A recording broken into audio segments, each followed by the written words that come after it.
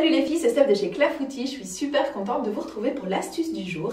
Alors aujourd'hui j'avais envie de vous montrer une machine qu'on ne connaît pas toujours, en tout cas quand on débute en couture, c'est la recouvreuse. Et donc ce qu'on va faire, c'est qu'on va simplement faire ensemble à la recouvreuse un ourlet sur du jersey pour que je vous montre en fait le rendu et le fait que ce soit hyper facile. Donc je vais vous montrer ça. Alors je vais faire ici l'ourlet de ce t-shirt qui est un t-shirt La Cocotte de chez Peshmerga que vous pouvez retrouver sur notre site. Je le fais à 2 cm, d'accord? Je ne sais plus si dans le patron c'était 2 ou 2,5, ici on a décidé de le faire à 2 cm.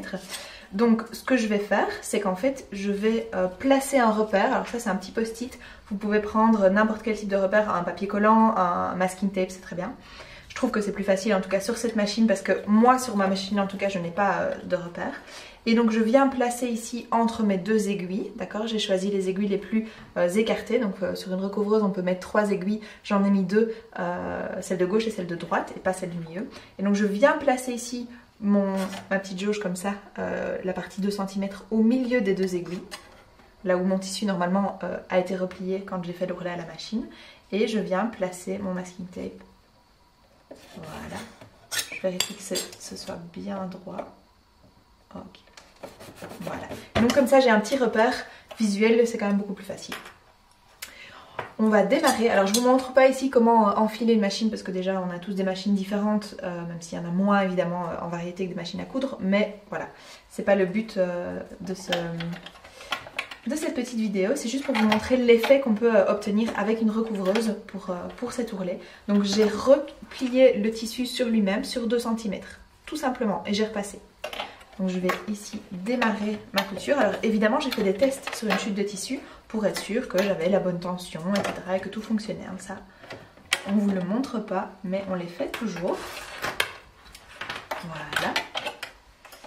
Et je vais travailler sans le bras libre. Donc je l'ai laissé pour la manche, je vais l'utiliser. Ok. Donc ce que j'aime bien faire, c'est tenir mon tissu ici, mais sans jamais tirer dessus évidemment. Et le maintenir derrière pour qu'il continue bien droit et que ça ne bifurque pas.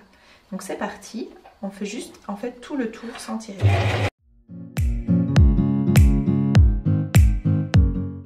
Si vous n'avez pas ce repère, moi ce qui m'aide c'est de mettre mon doigt ici pour me rendre compte, pour être sûre que donc la deuxième épaisseur derrière, donc elle s'arrête entre les 2 aiguilles, d'accord? L'idéal c'est qu'elle arrive vraiment entre les 2.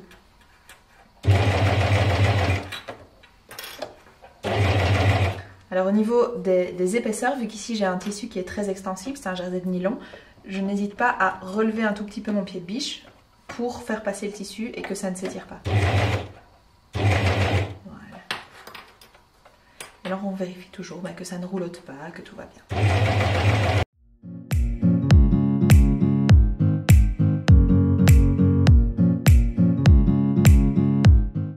Il faut vraiment prendre le temps avec la recouvreuse, ça sert à rien d'aller vite. Parce que si c'est pour découdre après et recommencer, ça n'a aucun intérêt.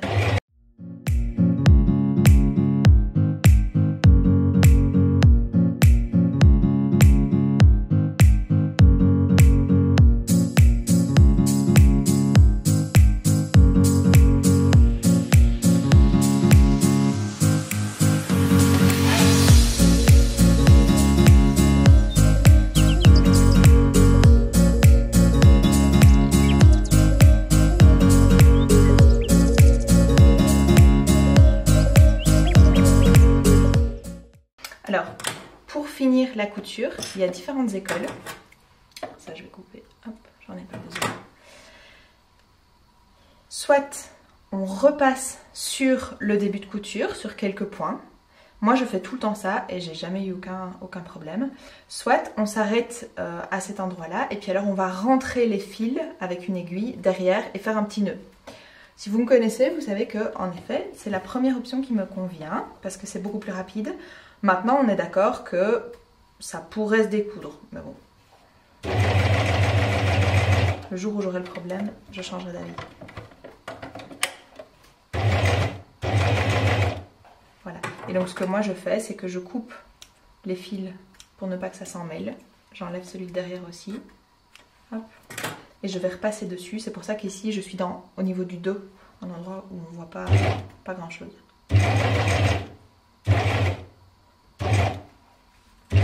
Et là par contre je fais vraiment extrêmement attention à repasser bien au même endroit parce que forcément si je passe juste à côté, bah, la couture n'est pas terminée.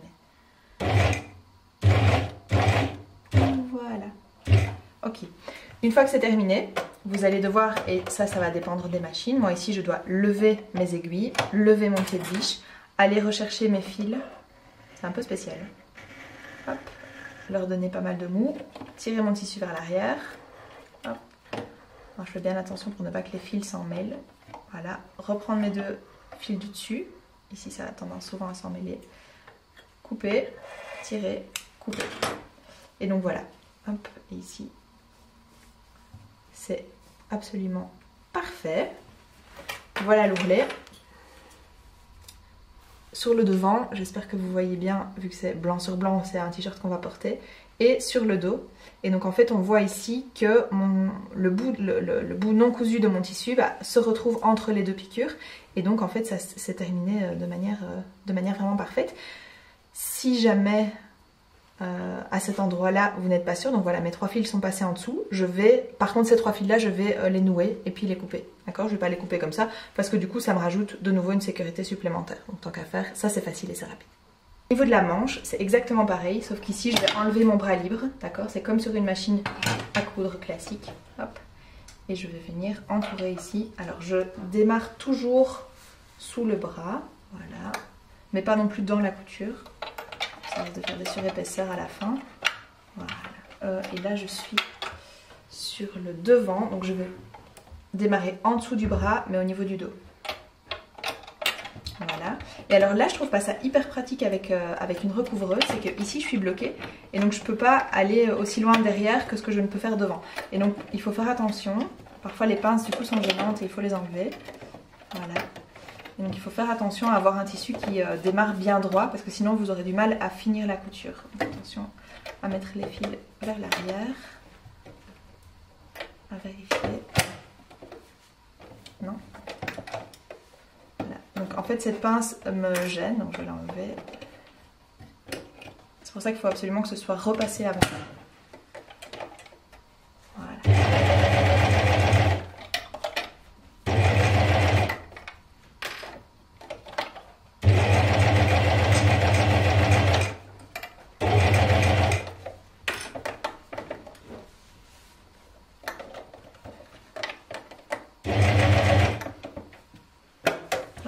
Je baisse mes aiguilles, je soulève, je replace bien, hop, et voilà.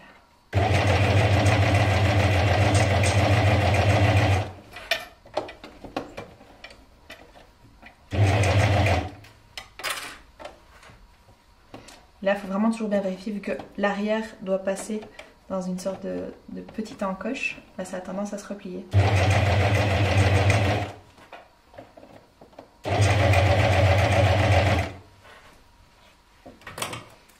Hop, je coupe mes fils.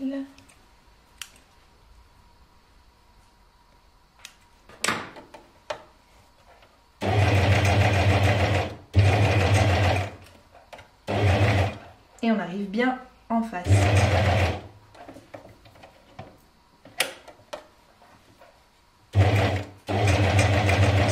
Voilà, je relève mes aiguilles. Hop.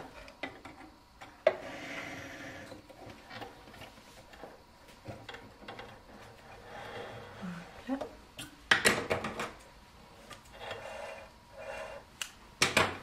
Et voilà. Ici, il y a toujours... On doit retirer une fois. C'est parfait. Et voilà. Et vous avez une manche qui est parfaitement extensible et la couture ne pourra pas casser. Et voilà, on se retrouve la semaine prochaine pour une nouvelle astuce. Abonnez-vous à la page pour ne rien rater. Je vous souhaite une très bonne journée. À très bientôt. Au revoir.